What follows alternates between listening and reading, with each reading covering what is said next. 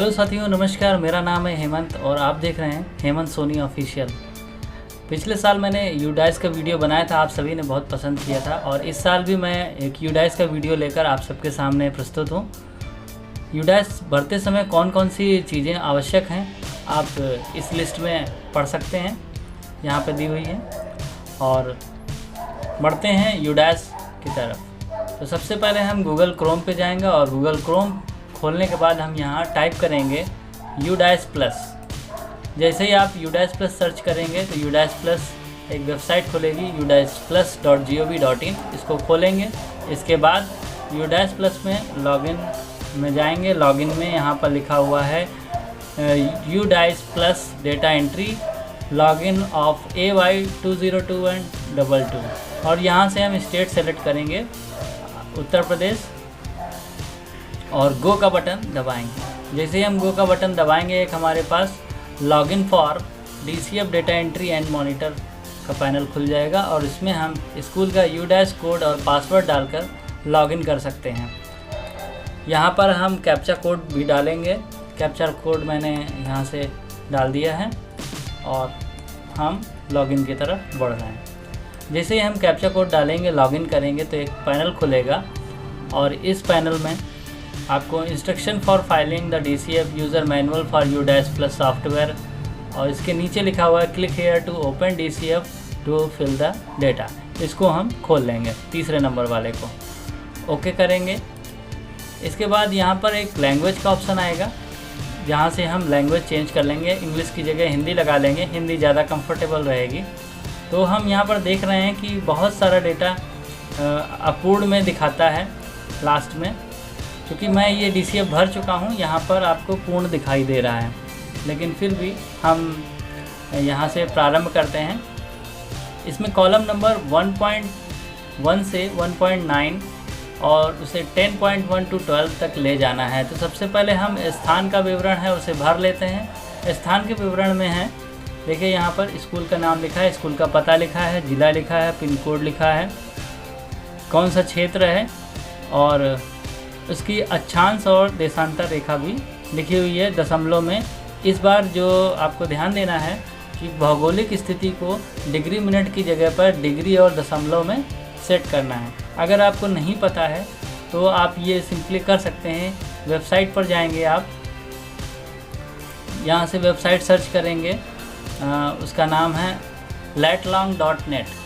latlong.net पर हम जा कर के डिग्री मिनट सेकंड यहाँ पर डाल देंगे और जैसे ही कन्वर्ट टू डेसिमल का बटन दबाएंगे तो ये डेसिमल में हमारी रीडिंग्स दे देगा और सिंपली इसे हम यहाँ से कॉपी करके चेक कर सकते हैं। तो इस तरह से हम डिग्री मिनट निकाल लेंगे। वेबसाइट याद रखें latlong.net। ओके, यहाँ से आपकी एक प्रॉब्लम सॉल्व हो जाती है। अब बात आती है नेक्स्ट पेज बढ़ते हैं। यहाँ से अगले पेज में स्कूल संपर्क का विवरण लिखना है, मोबाइल नंबर लिखना है, प्रधानाचार्य प्रभारी का विवरण लिखना है और कक्षाएं लिखनी है। उच्चतम कक्षा कहाँ से कहाँ तक है, 1 से 8 तक। स्कूल का प्रकार लिखना है, क्या है। हेडमास्टर प्रतिवादी का विवरण लिखना है, ये कॉलम भरने के लिए आएगा। आप यहाँ से प्रतिवादी का नाम, उसका जो मोबाइल नंबर है, ये सब यहाँ पर भर देंगे।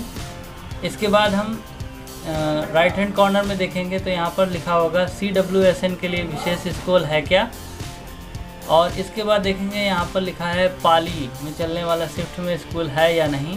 क्या स्कूल समय के बाद स्कूल में कोई कौशल प्रशिक्षण केंद्र चलता है, हाँ या नहीं, इसको देखेंगे। ये आवासीय स्कूल है या नहीं, यहाँ पर टाइप करेंगे। और गैर आवासीय क्षेत्र है तो इस स्कूल का अधिकांश क्षेत्र छात्रावास में रहते हैं या नहीं, इसे देखेंगे। फिर क्या बोर्डिंग छात्र आवासीय सुविधा यहाँ पर उपलब्ध है, अगर हाँ तो हाँ, नहीं है तो लड़के लड़कियों की संख्या भर देनी है। ऐसे ही उच्च प्राथमिक विद्यालय, माध्यमिक, उच्च माध्यमिक और समुदाय द्वारा संचालित है कि नहीं, इसे भी लिखना है। 1.17 कॉलम में पूर्व प्राथमिक कक्षाओं में सेक्शंस के बारे में लिखा है। यदि कक्षा 1 में 1 से ज़्यादा सेक्शन है तो यहाँ पर हम सेक्शंस की संख्या लिख देंगे। फिर स्कूल का स्थापना वर्ष पूछेगा, वो लिख देना है। प्राथमिक और उच्च प्राथमिक का अलग अलग। अगर कंपोजिट है तो ये डिटेल रहेगी इसमें। इस तरीके से ये आप इसका पहला पार्ट पूरा करके जमा करें और आगे इसमें बढ़ जाएंगे अगला। अब बारी आती है क्रमांक 1.28 से 1.4 की ओर, MOI और अन्य विवरण। यहाँ पर बताना है क्या अधिकांश छात्रों को प्राथमिक स्तर पर उनकी मातृभाषा में पढ़ाया जाता है, तो हम हाँ कर देंगे। फिर माध्यम पूछ रहे हैं, अगर एक से ज़्यादा माध्यम है, हिंदी, अंग्रेजी, संस्कृत माध्यम है, तो यहाँ पर हिंदी, अंग्रेजी, संस्कृत या अन्य भाषा भर देना है। लेकिन उत्तर भारत में ज़्यादातर हिंदी बोली जाती है, इस वजह से हम यहाँ पर हिंदी सेलेक्ट कर लेंगे, केवल एक लैंग्वेज। अगर आपका इंग्लिश मीडियम स्कूल है तो हम सेकंड में हम इंग्लिश मीडियम सेलेक्ट करेंगे। यहाँ से देखेंगे फिर आएगा ऑप्शन 1.3 में पूछ रहा है कि जो हिंदी भाषा है वो किन किन कक्षाओं में सिखाई जाती है, तो इसे हम हिंदी सेलेक्ट कर लेंगे, कक्षाएँ चुनेंगे। यहाँ से हमने जो भी कक्षाएँ जिनमें हिंदी पढ़ाई जाती है उनको सेलेक्ट कर लिया है, यहाँ से ओके कर दें। अगर इंग्लिश मीडियम स्कूल है तो यहाँ पर भी कक्षाएँ चुन लेंगे, 3, 4, 5, 6, 7, 8 जो भी आपको चुननी हो। ऐसे ही संस्कृत में करेंगे। अब पूछा जा रहा है क्या स्कूल उच्च प्राथमिक स्तर पर कोई पूर्व व्यावसायिक पाठ्यक्रम, प्री वोकेशनल पाठ्यक्रम प्रदान करता है, तो यहाँ नहीं कर देंगे। क्या स्कूल में विद्यार्थियों को एजुकेशनल और व्यावसायिक पाठ्यक्रम प्रदान किया जा रहा है, तो नहीं कर देंगे। नज़दीकी संस्थान से इनकी दूरी कितनी है, दूरी लिख देंगे, क्योंकि ये कंपोजिट स्कूल है तो इसमें दूरी नहीं लिखी गई है। क्या हम सभी तक सभी मौसम में पहुंचने के लिए यहाँ पर सड़क मौजूद है, तो यहाँ हाँ कर देंगे। नेक्स्ट पूछा जा रहा है कि सॉरी कट दैट। अब आती है बात शिक्षण दिवसों की संख्या, तो यहाँ पर ध्यान दें शिक्षण दिवसों की संख्या 2020 और 21 के मध्य की भरी जानी है। तो इसमें प्राथमिक में 19 और उच्च प्राथमिक विद्यालय में भी 19 दिवस माने गए हैं, इतने दिन विद्यालय खुला है। औसत स्कूल उपस्थिति जो है लगभग 6 घंटे है प्राथमिक और उच्च प्राथमिक में, अध्यापकों के लिए 7 घंटे है। क्या स्कूल में सतत और व्यापक मूल्यांकन लागू किया जा रहा है, तो यहाँ हाँ कर देंगे दोनों में। वर्ष के दौरान किए गए आकलनों की संख्या 4 यहाँ पर हमने भर दी है। CC के किस ग्रेड में लागू किया जा रहा है, तो यहाँ पर हम पूछा जा रहा है कि छात्रों का संचयी रिकॉर्ड रखा जा सकता है कि नहीं। हाँ, यहाँ पर संचयी रिकॉर्ड को उनके माता पिता के साथ साझा किया जा रहा है, तो हाँ कर देंगे। मूल्यांकन आइटम किसके द्वारा तैयार किए जा रहे हैं, स्कूल के लिए। शैक्षिक सत्र कब शुरू होता है, तो यहाँ अप्रैल सेलेक्ट कर देंगे। अगला दबाएं। अगले में आंगनवाड़ी से संबंधित जानकारी है। आंगनवाड़ी आपके यहाँ संचालित है नहीं, उसका कोड, कितने लड़के लड़कियाँ पढ़ रहे हैं, कार्यकर्ता बाल शिक्षा में प्रशिक्षित हैं कि नहीं, तो यहाँ हाँ कर देंगे। तो यहाँ पर एक ही क्लास है, बाल वाटिका सह स्थिति आंगनवाड़ी में प्रारंभ की जा रही, तो हाँ कर देंगे। क्या कोई स्कूल से बाहर वाले बच्चे, आउट ऑफ स्कूल वाले बच्चे नामांकित हैं, यहाँ पर हाँ या नहीं कर देंगे। प्रशिक्षण का ब्यौरा लिख देंगे। फिर इस तरफ है RT के अंतर्गत SMC का गठन किया गया, यहाँ हाँ कर देंगे। आयोजित SMC बैठकों की संख्या लिख देंगे 1। क्या SMC में स्कूल विकास योजना तैयार की गई है, तो यहाँ पर हाँ कर देंगे। यदि हाँ तो वर्ष का उल्लेख कर देंगे 2021। क्या स्कूल निर्माण समिति का गठन किया गया, हाँ कर देंगे। क्या स्कूल ने अपनी अकादमिक समिति का गठन किया है, हाँ करेंगे। क्या स्कूल ने अपने अभिभावक अध्यापक संस्था का गठन किया है, हाँ करेंगे। यदि हाँ तो शैक्षणिक वर्ष 2020-21 में आयोजित PTA की बैठकों की संख्या यहाँ पर लिख देंगे, यहाँ पर 1 लिखी गई है। क्या स्कूल में बहुकक्षा शिक्षण है, तो यहाँ हम कर देंगे हाँ। कक्षाएं शुरू कर देंगे हाँ। एक कक्षा में एक साथ पढ़ाए जाने वाले बच्चों की संख्या और कक्षाएं, तो यहाँ कक्षा सेलेक्ट कर देंगे और कितने बच्चे वहाँ पर पढ़ रहे हैं इन दोनों कक्षाओं में, इसे हम सेलेक्ट कर देंगे। तो यहाँ कक्षा हमने लिख दी है 1-2 में 37 बच्चे ऐसे हैं जो एक साथ पढ़ रहे हैं। क्या स्कूल अपने परिसर में है या स्कूल किसी कॉम्प्लेक्स का भाग है, तो यहाँ स्वयं का स्कूल है इसलिए नहीं कर देंगे। क्या स्कूल परिसर के लिए एक और हब स्कूल है, यहाँ नहीं करेंगे। स्कूल परिसरों के लिए यहाँ पर संख्या देंगे अगर है, नहीं तो नेक्स्ट करेंगे। जैसे हम आगे जाएंगे अगला पॉइंट आता है 1.5.2। इसमें निःशुल्क पाठ्य पुस्तकों का सेट प्राप्त हुआ है, हाँ कर देंगे, सितंबर में मिला है। TLM उपलब्ध है, यहाँ हाँ कर देंगे। इसके बाद आगे बढ़ते जाएंगे। अनुपूरक सामग्री उपलब्ध कराने वाले बच्चों की संख्या यहाँ पर 37 लिखी है मैंने। पुस्तकालयों की संख्या लिखनी है अलग अलग, पुस्तकालय। नेक्स्ट करेंगे। यह स्कूल सृजित खेलने के परिणाम आधारित मूल्यांकन मदों की संख्या, मानदंड संवर्धित मदों की संख्या, तो लगभग 10 मद हैं यहाँ पर। क्या स्कूल शिक्षकों ने शिक्षण और सीखने के लिए शिक्षण सहायक उपकरण बनाए हैं? यहाँ पर हाँ कर देंगे। प्रयोगशालाएं वगैरह यहाँ पर बतानी है, यहाँ हाँ कर देंगे। आगे बढ़ते हैं। तो इसमें डिजिटल भवन की स्थिति, अगर विद्यालय में पक्का कच्चा जो भी है विद्यालय बिल्डिंग बनी उसे लिख देंगे। आगे बढ़ेंगे। 4 दीवारी लिखनी है यहाँ पर, 4 दीवारी सही कि नहीं। स्कूल में उपलब्ध कक्षों का विवरण लिखना है। प्राथमिक में 0 है, पूर्व प्राथमिक में 0 है, प्राथमिक में 5 है, उच्च प्राथमिक में 4 है, उपयोग में नहीं 0। निर्माणाधीन कक्षों की संख्या यहाँ पर लिखनी है। जीर्ण शीर्ण है तो लिखनी है। पठन पाठन का ब्यौरा देना है कि पक्का है। यहाँ पर मैंने 4 और 5 में मामूली मरम्मत की आवश्यकता है वो यहाँ पर लिखा है। इस तरह से ये स्कूल में उपलब्ध कक्षाओं को छोड़कर अन्य कमरों की कुल संख्या यहाँ पर लिखनी है। यहाँ पर मैंने 9 लिखी है। नेक्स्ट करेंगे। शौचालय की सुविधा यहाँ पर लिख देनी है कि नहीं। CWSN का मतलब जो लोग दिव्यांग बच्चे हैं उनके लिए उपलब्ध है कि नहीं शौचालय मूत्रालय, वो यहाँ पर संख्या लिखनी है। इसके बाद आगे बढ़ जाना है। पीने का पानी कैसा है यहाँ पर लिखना है। हैंडपंप है, सुरक्षित कुआं है, सुरक्षित नल का पानी है, पैकेज बोतल है। RO उपलब्ध है कि नहीं ये लिखना है। हाथ साबुन से धोने की सुविधा उपलब्ध है कि नहीं। हैंड वॉशिंग पॉइंट्स कितने हैं ये लिखना है। फिर आ जाते हैं पुस्तकालय को। पुस्तकालय है कि नहीं है, एक बुक बैंक है कि नहीं, पढ़ने का कोना है कि नहीं, अगर है तो कुल कितनी संख्या पुस्तकों की यह लिखनी है।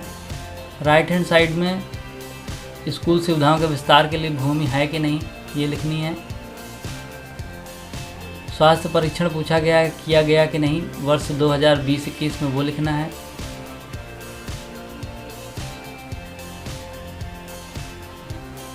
सब्जी का बाग उपलब्ध है कि नहीं, किचन गार्डन, वो यहाँ हाँ नहीं लिखना है। कूड़ेदान के लिए लिखना है कितने कूड़ेदान हैं कक्षा में। फिर आगे बढ़ेंगे। फर्नीचर की बात हुई है यहाँ पर। फिर 2.19 में हम भौतिक सुख सुविधाओं उपकरण के बारे में लिखेंगे। ज़्यादातर में उपलब्ध नहीं है तो हम आगे बढ़ जाएंगे। इसके बाद लैपटॉप IT प्रोडक्ट्स वगैरह मांगेगा इसमें कि IT की सामग्री इसमें है कि नहीं, ICT की मतलब कंप्यूटर से पढ़ाई हो रही कि नहीं हो रही है ये बताना है।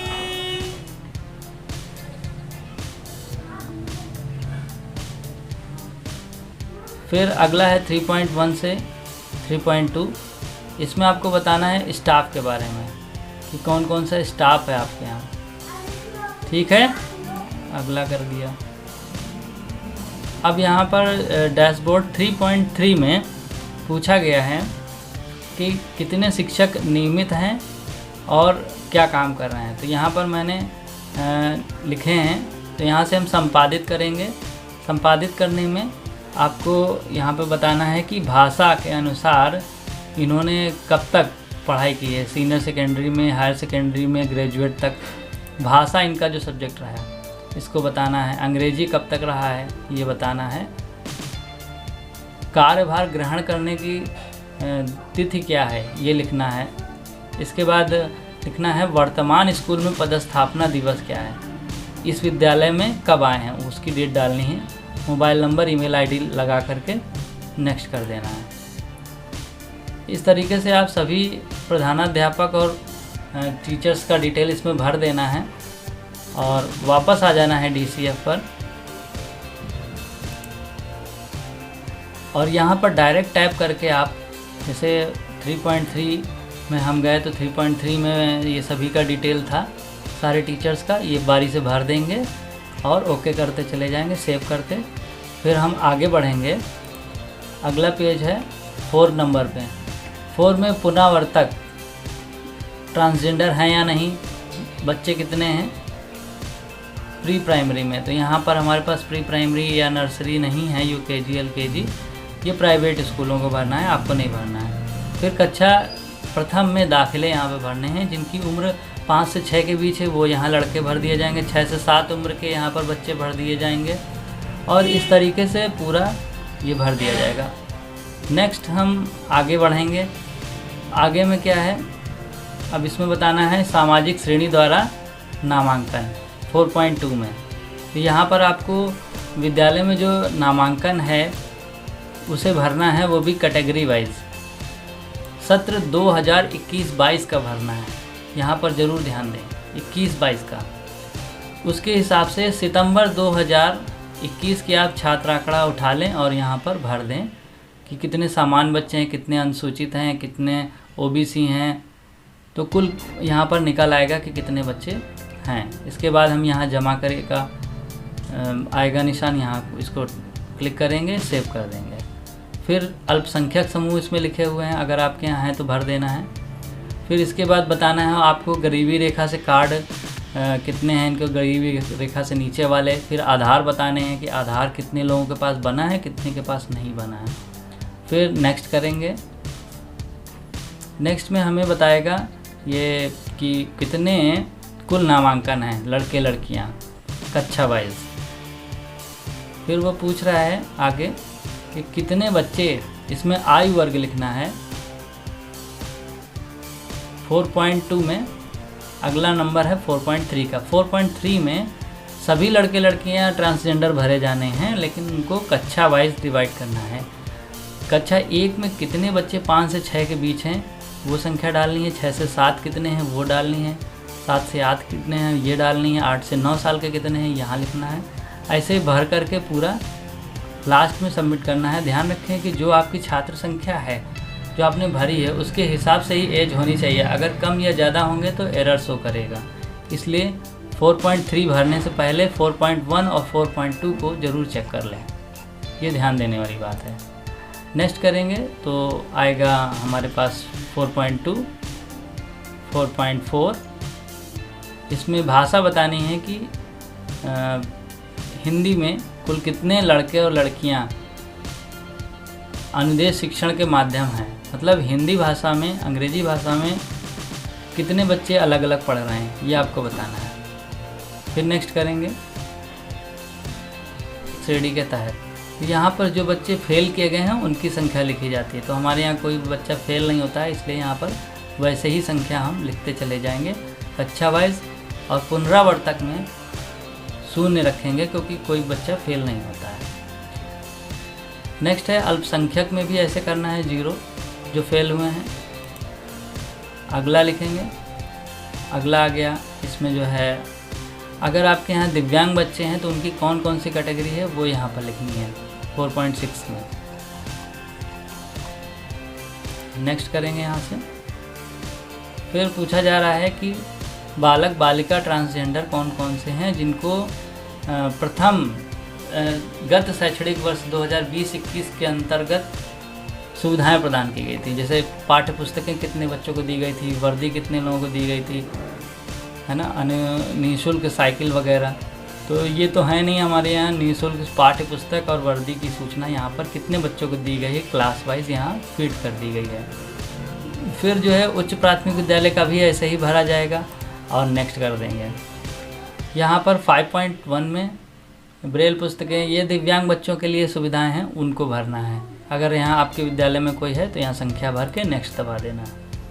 फिर आगे है वार्षिक परीक्षा में परिणाम, कितने बच्चे परीक्षा में शामिल हुए हैं, उनकी सामान्य अनुसूचित जाति ओबीसी में कुल कितने बच्चे शामिल हुए हैं, और उन शामिल बच्चों की कक्षा 3, 5, 8 की मार्कशीट के हिसाब से आपको भरना है कि कितने बच्चे शामिल हुए और कितने उत्तीर्ण हुए। इसके बाद आगे हो जाना है। विद्यालय के लिए अनुदान कौन सा आया है, तो यहाँ पर केवल कंपोजिट ग्रांट आई है और एसएमसी ट्रेनिंग का पैसा है, इसलिए हमने यहाँ पर फीड कर दिया है। इसके बाद अलावा वित्तीय सहायता एनजीओ के माध्यम से कोई सुविधा दी गई है तो आपको यहाँ पर फीड करना है, फिर नेक्स्ट कर देना है। इसके बाद 10 पॉइंट आ जाएगा हमारे पास, ये लास्ट पॉइंट है। इसमें शिक्षकों की संख्या के आधार पर जिनकी विशिष्ट आईडी किसी इलेक्ट्रॉनिक डेटा में संग्रहित है बताना है। क्या स्कूल का नामांकन पूरा कर लिया गया है? तो यहाँ पर हाँ है। PFMS पोर्टल के तहत वित्तीय प्रबंधक प्रणाली ये जोड़ दी गई है ऑलरेडी, इसलिए यहाँ पर हाँ करेंगे। फिर लास्ट में है कि सभी स्कूल आपदा प्रबंधन की योजना विकसित की गई है, यहाँ पर नहीं कर देंगे। और जो सुविधाएं हैं, स्कूल के लिए नोडल शिक्षक बना है तो हम यहाँ पर सुरक्षा के लिए यहाँ पर हमने ना कर दिया है कि कोई नोडल नामित नहीं है। इसलिए बच्चों की संख्या यहाँ पर भरनी है। अगर आपके यहाँ कोई इनाम जीता है तो हम यहाँ पर उनकी संख्या मेंशन कर देंगे। इस तरीके से इन 12 पॉइंट के साथ ये यूडाइस समाप्त हो जाता है और यहाँ पर हम इसको जमा करके आगे बढ़ जाएंगे, डैशबोर्ड पर जाएंगे और देखेंगे कि ये सभी पॉइंट्स जो बीच में दिए हुए हैं ये सब पूर्ण दिखाना चाहिए। अगर ग्रीन नहीं आ रहा है इसका मतलब है कि आपका फॉर्म कहीं पर गलत है, स्थिति प्रमाणित नहीं है तो रेड आएगा और सभी फॉर्म भरने हैं और पूर्ण आना चाहिए। इसके बाद लास्ट में यहाँ से आप अपना DCF डाउनलोड कर सकते हैं। 2 घंटे में एक बार यहाँ से DCF डाउनलोड कर लिया हमने और यहाँ से स्कूल की रिपोर्ट डाउनलोड कर ली। ये दोनों चीज़ें हम डाउनलोड करके रख लेंगे ताकि ये भविष्य के लिए हमें प्रमाणित हो जाए। जब ये डेटा आपका डाउनलोड हो जाएगा, इसके बाद डेटा की तुलना और प्रमाणन के लिए ये BRC पर जाएगा, फिर वहाँ से इसे प्रमाणित किया जाएगा और उसके बाद आपको फाइनल वेरीफाई के बाद ये पूरा जो आपका यूडाइस है ये कंप्लीट मान लिया जाएगा। इस तरीके से आपको यह पूरा यूडाइस भर देना है और इसे आप डाउनलोड भी कर सकते हैं। आशा है आपको ये वीडियो अच्छा लगा होगा। वीडियो अगर अच्छा लगा हो तो चैनल को सब्सक्राइब कर सकते हैं, वीडियो को लाइक कर सकते हैं। मैं ऐसे ही शैक्षिक वीडियोस और भी इंटरटेनिंग वीडियोस लाता रहता हूं। तो आप सबकी मदद से ये मैंने यूडाइस का फॉर्म आपको पूरा फिलअप करके दिखाया है और पिछले साल भी मैंने बनाया था, आप लोगों ने बहुत पसंद किया, तो आप सबका बहुत बहुत धन्यवाद। और इसके साथ ही मैं फिर से एक लिस्ट इसमें आपके स्क्रीनशॉट में लगा दूंगा, यहाँ पर आप उसमें देख सकते हैं कि क्या क्या चीज़ें हमें ज़रूरत पड़ेगी अगर हम यूडाइस भरने जा रहे हैं। तो इस लिस्ट को देखने के बाद ही, मैच करने के बाद आप इस वीडियो को देखिएगा। ये सभी तैयारियां आप पूरी कर लेंगे तो आपको भरने में आसानी होगी यूडाइस को। इसी के साथ मैं आप सबसे विदा लेता हूं। Thank you very much. आप सभी का बहुत बहुत धन्यवाद।